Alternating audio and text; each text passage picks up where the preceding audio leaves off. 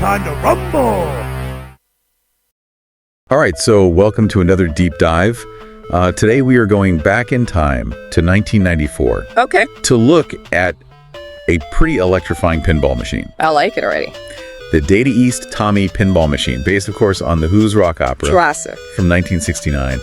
And we're going to explore just what made this particular machine so iconic and really what made it so special at the time. Yeah. I mean, you think about it, it's a pretty amazing feat to take a rock opera like that and make it into this pinball experience, right? It must have been a challenge. Absolutely. Yeah. So I think a good place to start is to really just understand the Who's Tommy, right? And the impact it had when it first came out. Yeah, you're talking 1969, right? That's like the heart of the classic rock era. And Tommy was this huge like cultural phenomenon. It wasn't just a collection of songs. You know, they told this whole story, this narrative. It was groundbreaking. Yeah, one of the very first rock operas, and it really resonated with people. It did, and then you have the Broadway adaptation in 1993, which kind of brought that story back into the spotlight. Oh, absolutely. Introduced it to a whole new generation. Yeah, so Data East releasing their pinball machine in 1994. Perfect timing. They tapped into that, you know, that renewed interest in the story. Yeah, they definitely knew what they were doing there. It makes me wonder, though, you know, with a story as epic as Tommy. Yeah. Were there any early discussions, you know, about how to translate that to a pinball machine? I mean, it's fascinating to think about, right? Like, how do you even begin to capture that kind of narrative in a pinball game? Right. But you also have to remember, this was Data East kind of in their final years. Right. Their pinball division closed just a couple years later. Yeah, so, you know, in a way, this Tommy machine, it's kind of a bittersweet thing. Almost like a last hurrah. Yeah, like this final brilliant burst of creativity from this company that was on its way out. Did that sense of finality, do you think, give the designers, you know, more freedom maybe to take risks?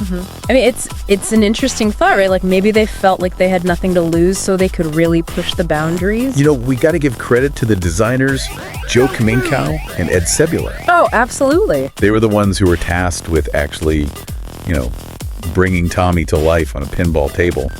And, you know, they nailed it.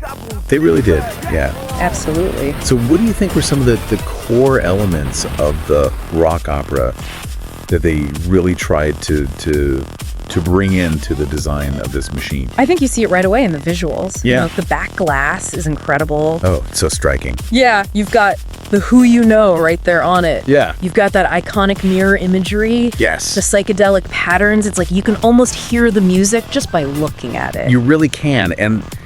And then your eyes move down to the playfield. Right. You've got this huge, it's imposing, three-dimensional Tommy figure right in the middle. Dominates the playfield. It's not just a decoration either. It's like an actual obstacle for the ball. Yeah, that's a really cool feature. It's a target. It gets in your way. It's really something else. Do you think that ever felt like it obstructed the flow of gameplay for some players? You know, that's a good question. I think it depends on the player. Right? You know, some people might have found it a little frustrating, but I think for the most part, it adds to the challenge. Yeah, I think so too. You know, you got to really think about your shots. And it's a key part of some of the modes too, isn't it? It is so, you know, speaking of modes, we have to talk about the Acid Queen multi-ball. Oh, yeah. One of the best multi-balls out there. It's not just one ramp. It's like this whole network of crisscrossing ramps. So much going on up there. It's a visual spectacle. And it's so much fun to play.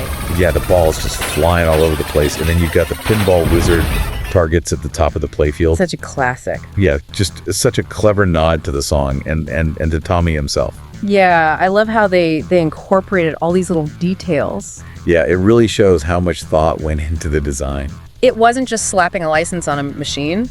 No, they really tried to make it a true Tommy experience. Absolutely. And they even used mirrors and reflective surfaces in the design. Oh, that's right. Which is a really cool visual reference to Tommy's story. Yeah, the deaf, dumb, and blind kid who finds his way through pinball. Exactly. So it's not just an aesthetic choice, it actually has thematic meaning. It's brilliant. Okay, so let's talk about the sound and music. Okay. Because this is a huge part of what makes Tommy so special. It's crucial. Data East actually got the rights to use the original music from The Who.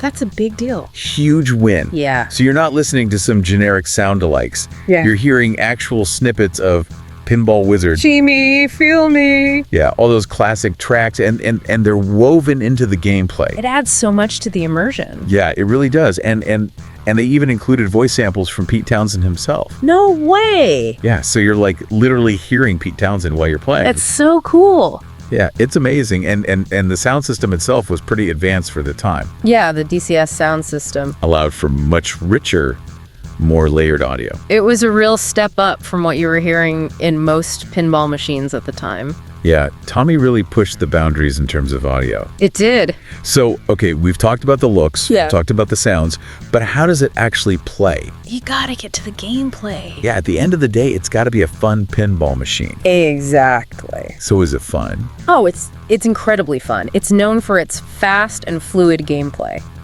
Oh, I've heard that. Yeah, the ramp design is really well done. It keeps the ball moving constantly. Yeah, there's a lot of flow to it. Yeah, and I think it strikes a really good balance between being accessible for beginners, Okay. but also having enough depth to keep experienced players engaged. So you don't feel like you've mastered it after just a few games. Exactly. There's always something new to discover. Yeah. What's one of your favorite things about the gameplay?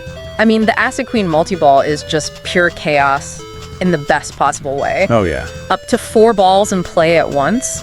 It's intense. Yeah, it's a real test of skill. And it's just so satisfying when you can keep all those balls under control. Yeah, you feel like you've really accomplished something. And what about the Tommy's mirror target? Oh, that's a cool one. Yeah, hitting that triggers this really cool light show and sound sequence. Yeah, it's a nice little touch. Yeah, and it really ties back to the narrative. Yeah, And definitely. then, of course, you have the Pinball Wizard mode. The ultimate goal You have to hit specific ramps in a certain order. to get those big multipliers. Yeah, it adds a real strategic element to the game. Yeah, you gotta plan your shots. It's not just about hitting targets randomly. It's about skill. Yeah, and I think Data East did a really good job of connecting the gameplay to the narrative. I agree. You know, each mode you play, it's like it represents a different part of Tommy's story. It's very thematic. And I think it adds a lot of depth to the experience. Yeah. It's not just mindless fun. No, it's an experience. It is. Okay, so Tommy is not just a great pinball machine. Right. It's also a highly sought after collector's item. Oh, yeah. This is one that's in high demand. People will pay big bucks for a Tommy machine in good condition. Especially if it's been well maintained. Yeah, and the fact that they only made about 4,700 units Yeah, that definitely adds to the rarity. makes it that much more desirable. And valuable. Yeah, you know, if you find one of these in good condition. You're looking at least 5,000 to 7,000 euros. Yeah. And if it's been professionally restored, Oh, forget about it. even more. And then there are the rare special editions that were signed by members of the Who. Those are the holy grail. Yeah, those can easily go for double or even triple the price of a regular Tommy machine. Yeah, if you've got one of those, you're sitting on a gold mine. Pretty much. And it's not just collectors who love this machine. No. Tommy has been a big influence on a lot of contemporary pinball designers. Oh, really? Yeah, it set a new standard for sound integration. Okay. And the whole idea of telling a story through pinball. So its legacy is pretty strong. Absolutely. It's one of those machines that really left a mark on the industry. So to sum it all up for you, Okay. the Data East Tommy pinball machine is a classic for a reason. It's the whole package. Yeah, it's a perfect blend of music, pop culture, and pinball artistry. They really captured the spirit of Tommy. They did. And if you ever get the chance to play one of these machines, Do it. don't hesitate. You won't regret. No, you won't. And if you happen to own a Tommy, You lucky dog. you've got yourself a piece of pinball history. Take good care of it. Something special. This deep dive into Tommy really makes you think, though, doesn't it? About What other modern musical or cultural phenomena would make a great pinball machine. yeah, like what's out there today Yeah. that could be translated into this kind of immersive pinball experience. Right. And what kind of challenges and opportunities would designers face? You know? Bringing something contemporary to life on a pinball table. That's a great question to leave our listeners with. It is food for thought. It is. Huh? Thanks for joining us on this deep dive into the Data East Tommy pinball machine. Anytime. We'll catch you next time. See ya. Bye. Bye.